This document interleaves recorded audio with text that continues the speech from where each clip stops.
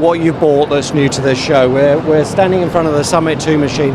Let's start with that one. Okay, yes, as you said, this is our new Summit 2 machine. This is the evolved product coming out of our best-selling Summit 1800. We've taken a lot of what's really worked well for our customers on the Summit 1800 and kind of rolled it together with the new controls and the new software from our micro platform. Okay, and is there a particular reason for launching this here in South China, or is it a product that you've already launched elsewhere? It's a product that was actually introduced at APEX earlier this year. As I said before, it's a combination of some of the good and the old with the new, and it's become popular because it's actually a smaller footprint, yet it can handle larger boards. Okay. And what kind of markets are they using that for specifically here in China?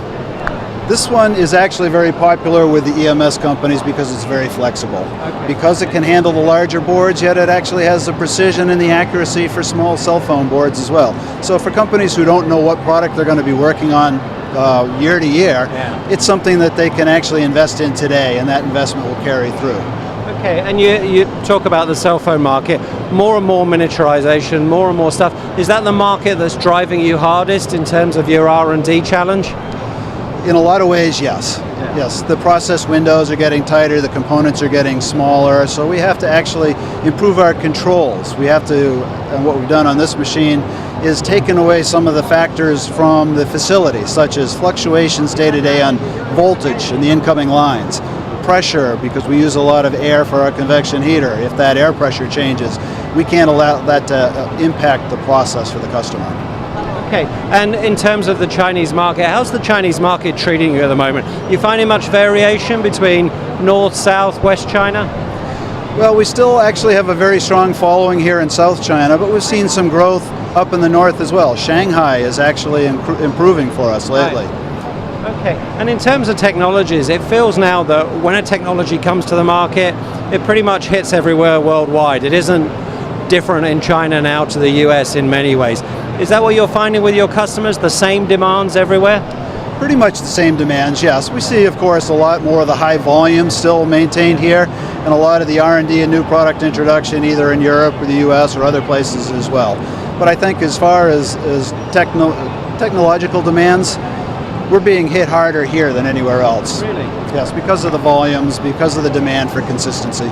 Okay, and we're hearing good things in the Americas, particularly about the Mexican market and that doing well. Is that a market that's serving you well at the moment? And where is that in the technology spectrum?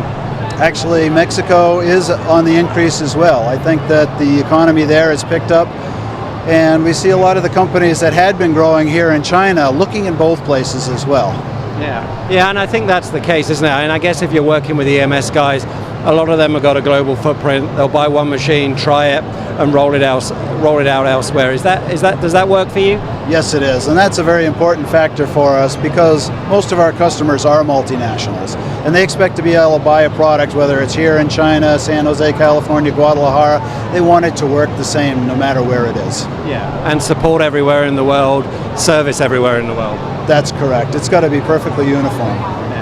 And that last question, how's the show been here for the last couple of days? What's the footfall like? What's the response like? Actually, it's been very good. I think things are a bit upbeat. I think people are looking forward to the future, and they expect the economy to really start picking up.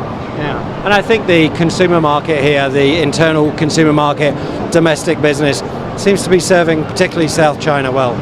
That's very true. There's a lot of new domestic product that's coming out, a lot of very interesting challenges headed our way. Yeah. Okay, well, great to see you. Thank you very much for your time. All right, thank you.